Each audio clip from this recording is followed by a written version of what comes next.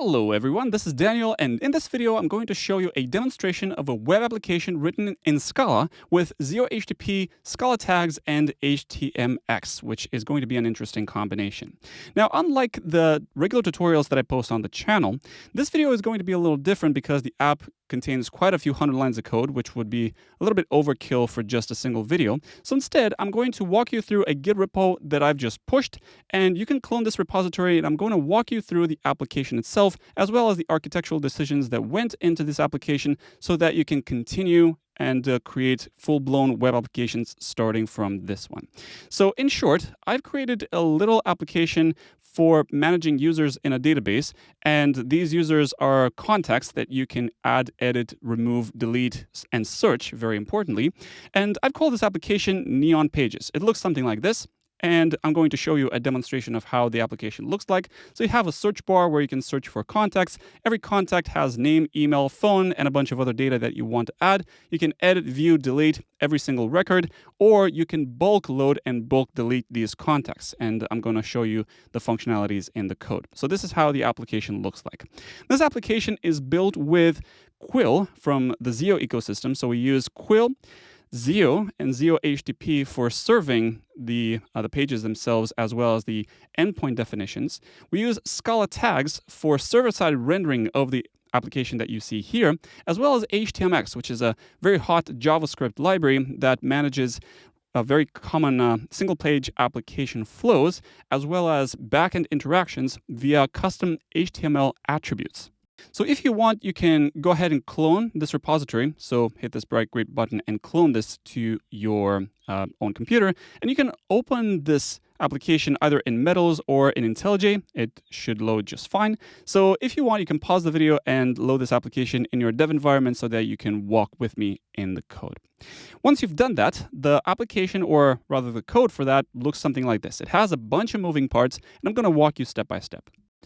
So this application is a standard web application where the endpoints are written with ZIO HTTP, and the ZIO HTTP endpoints serve as both interactions with the front end, so it exchanges JSON objects, but we are not necessarily interested in the JSON objects themselves, but rather the HTMX library takes care of them, as well as serving the page itself, which is written in ScalaTags. I'm going to walk you through the layers step by step, starting from the very bottom layer. The very bottom layer is context.SQLite. This is a SQLite database that you can replace with a regular database like Postgres or MySQL or things of that sort. So you can use, instead of a context.SQLite, you can use a Docker Compose file where you can spin up a Postgres database and you can load that on your own computer. All right.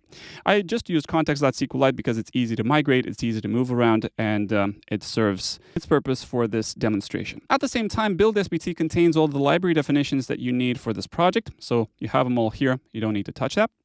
And based on the context.SQLite, we're going to use Quill to interact with this database. So here, under com.ruck.jvm db, we have the first ZIO layers that deal with the database interaction.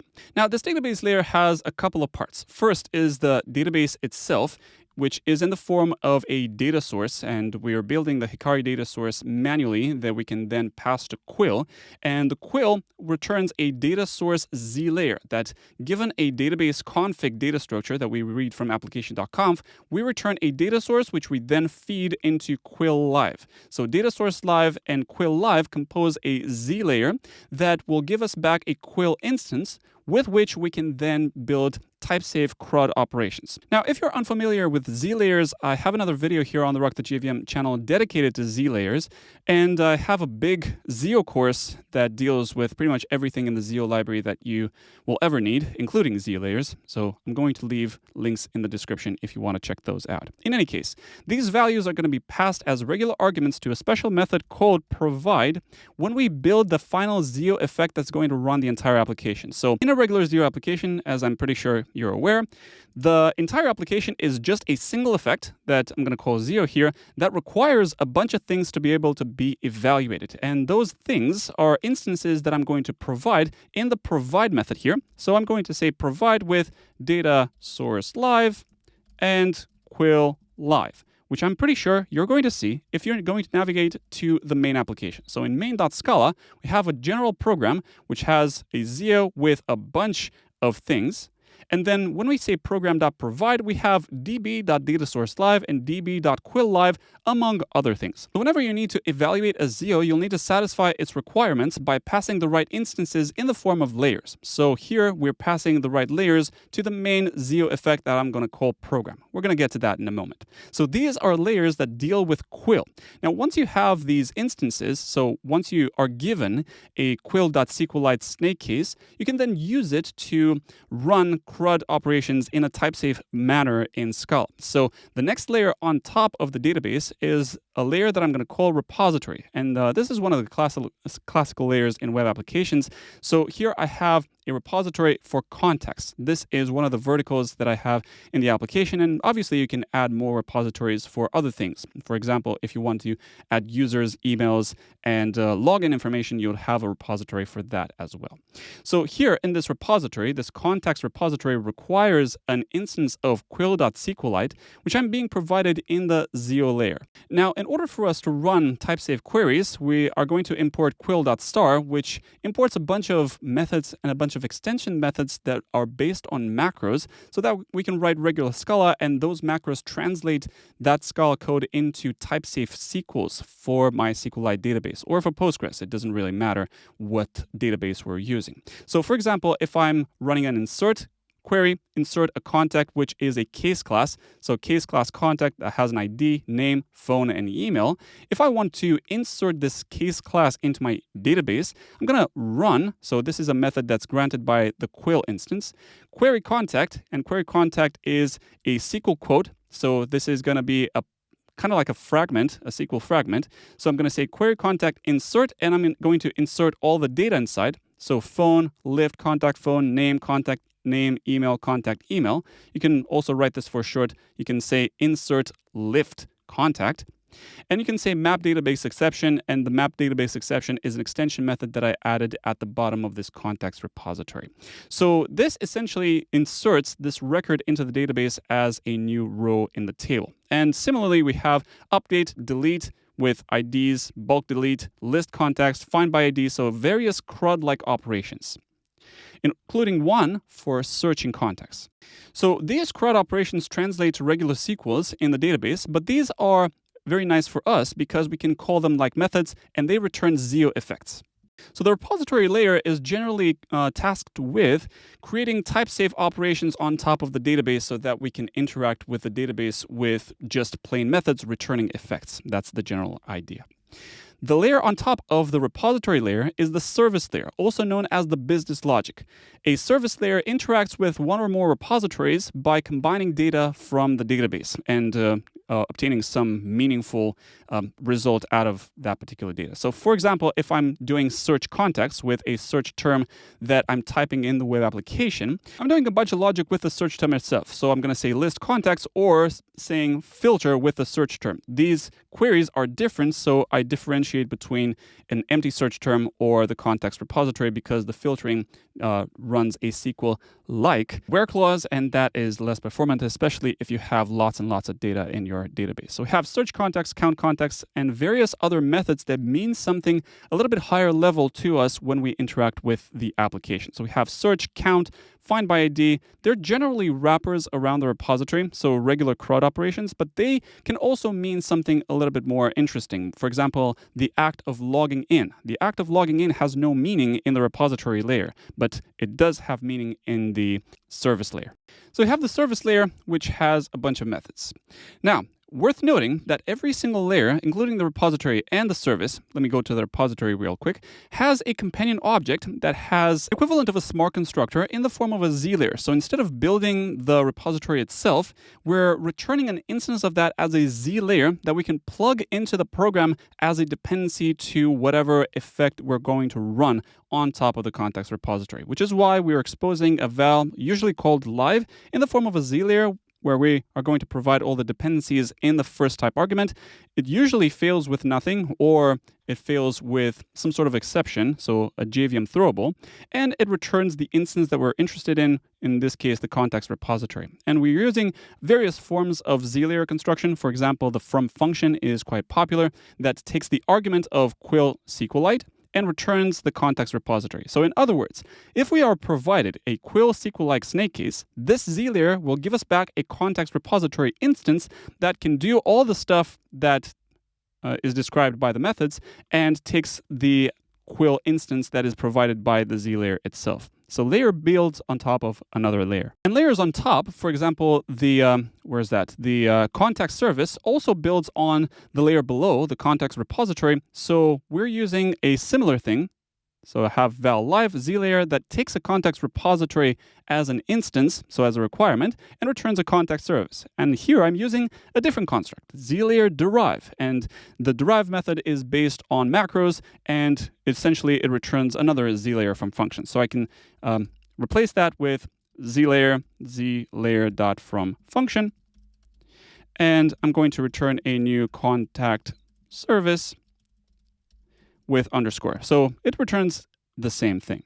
But I'm going to use Z-layer derive so that you know that there are multiple ways of returning the same thing. So Z-layers have various constructors that will give us back layers based on various requirements. So we've discussed a couple layers. We've discussed database, we've discussed the repository, and we've discussed the service layer. Now, on top of the service layer, we have the actual HTTP service that is going to delegate the business logic to the contact service, but otherwise deals with HTTP request and response interaction. So it has no knowledge of what logging in means. It has no knowledge of repositories, has no knowledge of anything.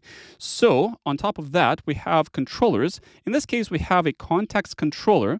And the case class context controller takes a service as a dependency. So look at that. We are delegating any meaningful interaction, so anything that means something to us in the sense of business logic, to the service layer. So the context controller has a bunch of routes described by ZIO HTTP. So we have a bunch of routes, for example, an HTTP get at /context. Whenever we get an HTTP request with method get at /context, we're handling that.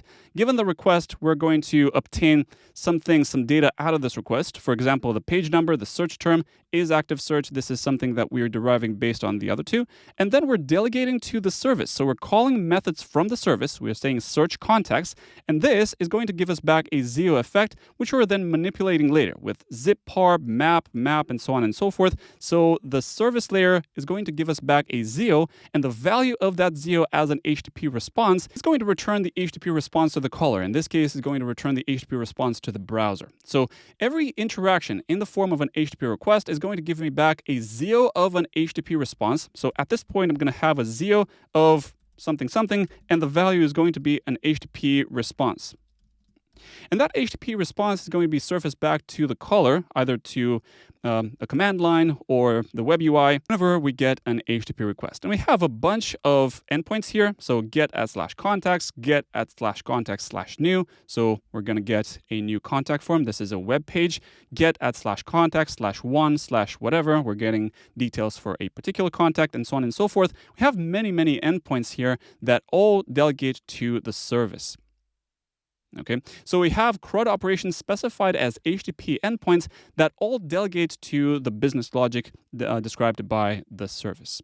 So the layer on top is the context controller, and we have a bunch of utilities here for redirects and request syntax just to get some extension methods for nicer things. For example, the default error mappings. This is just a basic utility that maps some internal errors, for example, runtime exceptions, to HTTP responses. For example, status conflict, status not found, so 404, 403, 403 unauthorized, I think, and so on and so forth. So we get mappings between internal errors and HTTP errors so that the UI can also display them appropriately.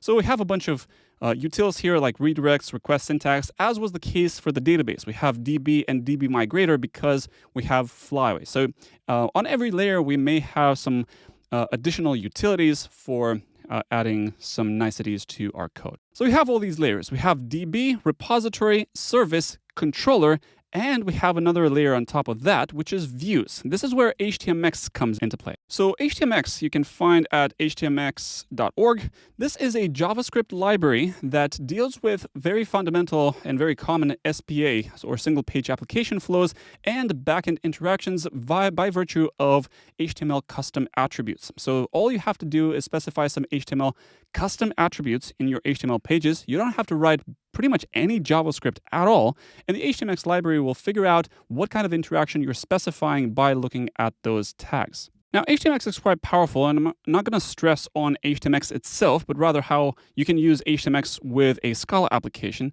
So let me show you an example of how HTMX is being used. For example, I'm going to use bulk update here. So bulk update is something that we're using in this Neon Pages application. So you can select a bunch of things from the table here, and you can say delete selected contacts, and this will delete the entire suite of contacts that you've just selected in the table.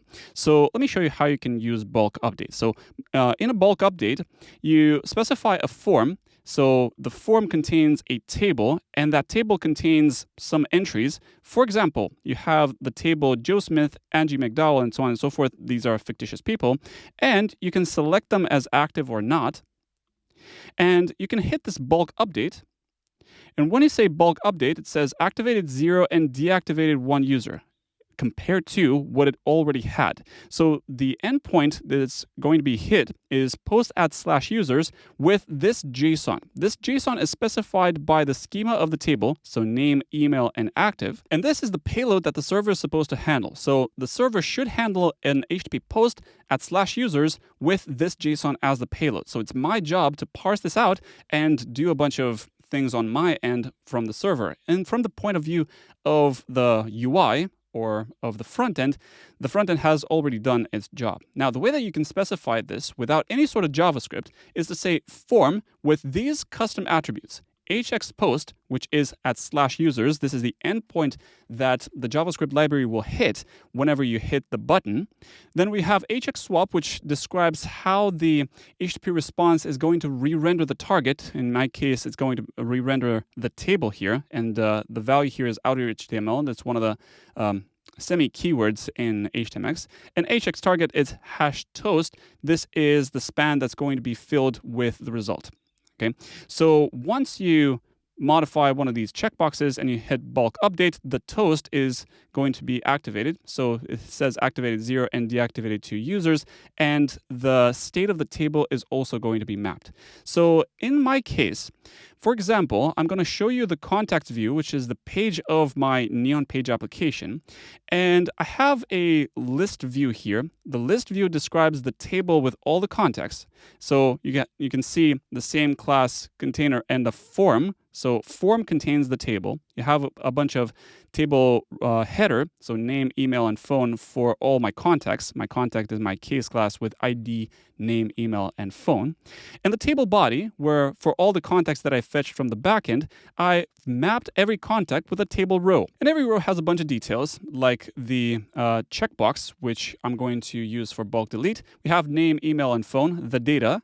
And then we have the links for edit and view. There's another action that actually performs a side effect, which is the delete. So we have an anchor where we're not going to navigate anywhere. So this is going to be a single page action. And it has a bunch of custom HTMX attributes that I've defined myself with ScalaTags as HTTR. So here we're going to have HTMX attributes.delete. In my case, that's going to hit a delete endpoint. So I'm going to have an HTTP delete @/contacts/ID, which my server handles. And the payload is going to be the JSON described by name, email, and phone. And we're going to have swap with outer HTML swap 1 second. This is going to re-render the table row whenever we get the response from the backend. We have a confirmation in the form of an alert in JavaScript, and the target is closest table row. So this is going to map automatically the structure of the table by virtue of the table columns, so table columns, name, email, and phone, as a JSON, and that JSON is going to be a payload to the delete endpoint at /context/ID whenever I hit the delete anchor. So that's the general mechanism of this particular action. So this is a single delete, but we also have a bulk delete, as you saw earlier with just the HTML. So I'm going to show you how we have that. We have a little button there. So we have delete selected context. This is the entire action that when clicked, it hits the delete endpoint at /context. Payload for that is going to be comprised of the JSONs for all the rows for which I've checked the checkbox. So this is the entire interaction. Just in 4 lines of code, this entire interaction takes care of itself. And we have a bunch of other htmx attributes if you want to check out the other things. For example, the new contact form when you want to add the data for a new contact, the search form, which hits the /context search endpoints whenever I type. So it has a debounce at 200 milliseconds.